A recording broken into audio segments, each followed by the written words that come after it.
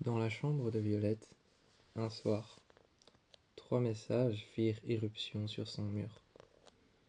Le premier message voulait dire « Va-t'en, pars, pars loin ». Le deuxième message lui disait « Je te vois ». Le troisième message lui disait « Est-ce que je t'ai manqué ?» Et le dernier message,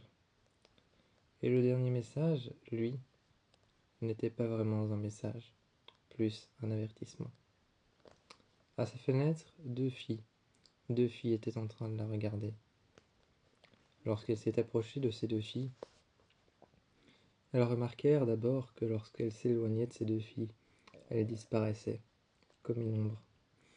Elle disparaissait comme une ombre quand elle s'en détachait, qu'elle détachait son regard ou alors qu'elle s'éloignait dans la chambre près de la porte. Elle s'en est approchée et leur visage a commencé à s'illuminer. D'abord leurs yeux, ensuite leur bouche, puis elles ont commencé à crier, à hurler. C'est là qu'est apparu un voile blanc, comme si elle se faisait écraser par une voiture, et que les phares l'aveuglaient. Elle est alors tombée sur le sol de sa chambre, et son père est arrivé, a retenu Violette contre le lit, et lui a demandé ce qui s'était passé. Elle a regardé sur les murs, criant « Les messages, mais il n'y avait rien sur les murs. Ce soir-là, le père de Violette est descendu. Il a ouvert la porte et a dit « Qu'est-ce que vous voulez ?» Il a commencé à regarder partout dans le jardin, mais rien. Il a fait le tour de la maison, mais il n'y avait rien non plus. Au retour du tour de la maison, il est revenu. Il est revenu à l'endroit exact où il était, devant la porte. Un homme attendait à la grille.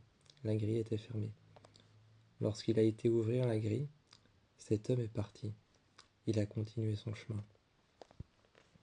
Mais lorsqu'il s'est retourné, à l'intérieur, dans la propriété, un homme tenait un baril. Et regardait la maison fixement. Quand il s'en est approché, l'homme était couvert d'un manteau noir.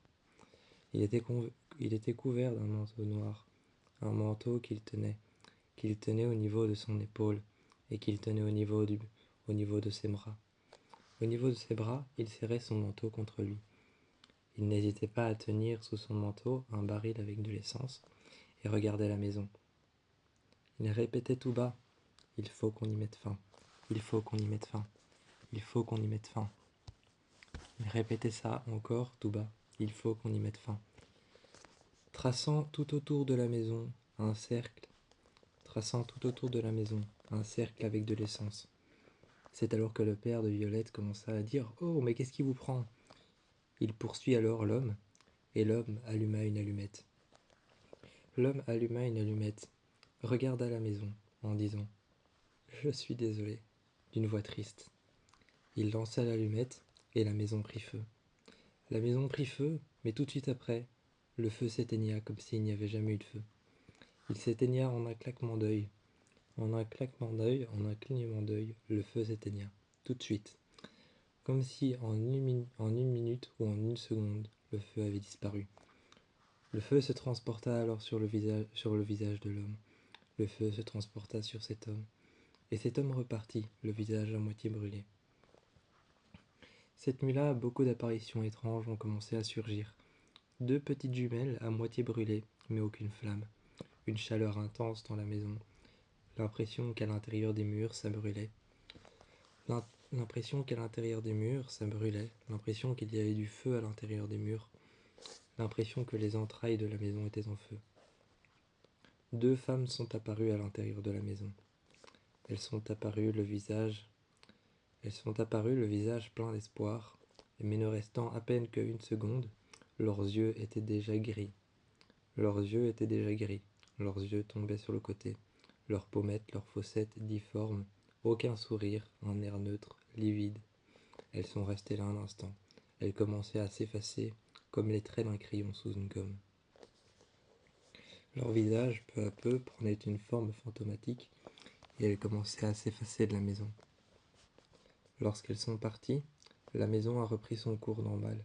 Enfin, elle a continué à commettre des meurtres et à tuer des personnes, en les enfermant à l'intérieur de son enceinte, comme si elle les mangeait.